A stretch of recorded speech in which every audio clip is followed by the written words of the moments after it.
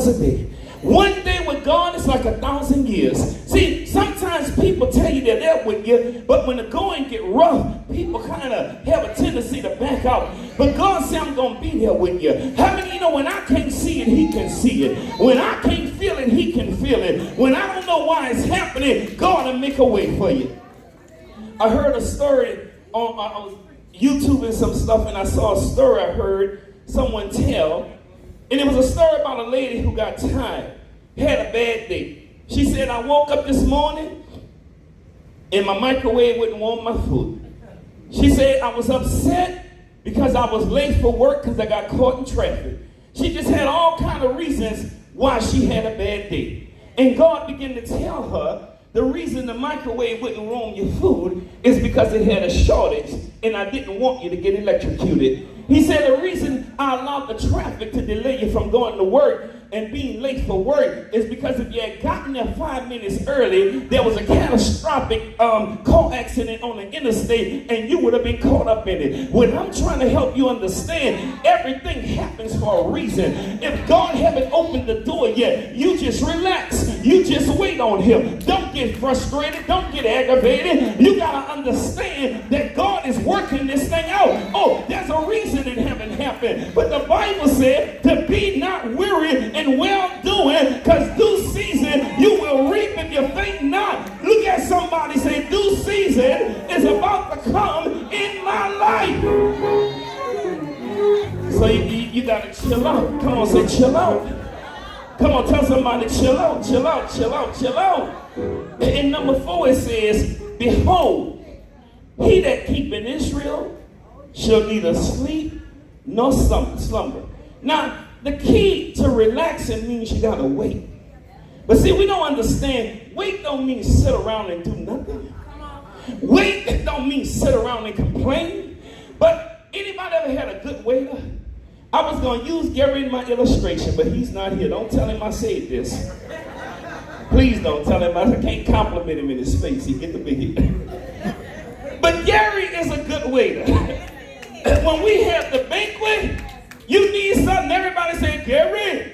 And Gary will respond. He's always on time. But if you go to a restaurant and you have a good waiter will do things before you ask. You say, can I get some water? He'll have the water in his hand. You say, can I get some bread? He'll say, I'm making sure it's hot. You say, what time the food coming? But before you get the question out, he'll come to your table and say, it's coming up in 2 seconds. Anybody ever had a good waiter? Well, the Bible said we gotta wait. But if we gonna be good waiters, we got to serve while we're waiting. See, some people waiting for God to bless them before they do anything. But I dare you to start working. I dare you to work with the health fair. I dare you to work with the couples ministry. I dare you to work with the choir, the women's choir, the praise team. I dare you to get up and start working. Don't you know when you start working, you releasing your faith? When you start releasing your faith, you're going to have God moving for you, because the Bible says it's impossible to please him without faith, but God is waiting for us to get up and do something. Look at somebody, say, do something. We can't just wait and sit down. Listen, if things have not changed yet, wait on your due season. The Bible said, be not weary in well doing. Now in number 5 it said, the Lord is thy keeper. The Lord is thy shed upon thy right hand. The Lord is my keeper. The Lord is thy keeper. He looks at a keeper, watches over somebody. See, our parents were keepers. My mother was very protective.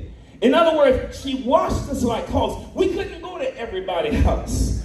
We lived in the hood. We couldn't go around the corner while she was at work. I tried it a couple of times, y'all. When I became a teenager, I shared my story. I tried it. Told me don't go around the corner. I'm 13, 14 years old. I can go around the corner if I want to go around the corner. Mama whipped me. I said, yeah, okay. Next day I put on 2 pair of pants. She said, you went around that corner? She said, take them all off.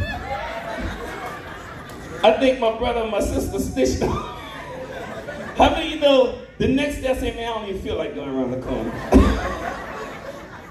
How many of you know God is a keeper? He's a keeper. He knows how to preserve us. My mother was a keeper. She knew we was in a rough neighborhood. She knew we could have gotten in any kind of... Anybody had a mom and a daddy who was a keeper? So they made sure that we didn't get in situations that we couldn't get ourselves out because they wouldn't allow us to get in it. So look, God is a keeper. We can all testify that there was an accident with our name on it, but God was a keeper. Anybody ever almost had an accident and you ask yourself, how in the world did that car miss me? Anybody ever been there? You ever been on the interstate? I'll never forget, because one thing I started doing years ago, I pray for my children and my family every day. I call their names out. And the one thing I specify is, God, keep them from accidental death. Keep them, because I never prayed that before something happened in my life. I said, Lord, keep them from accidental death, hurt, harm, or danger. A few months later, had a call from a family member. Something happened on the road. They said, I don't even know how I made it. It was like God driving the wheel. Then I had another call from another family member, said an 18-wheeler almost hit me. I pulled over and just started crying because I was afraid. I don't even know how it didn't happen. Oh, what I'm trying to tell you is God is a keeper. But we got to pray for God to keep our family. We take too much for granted, church.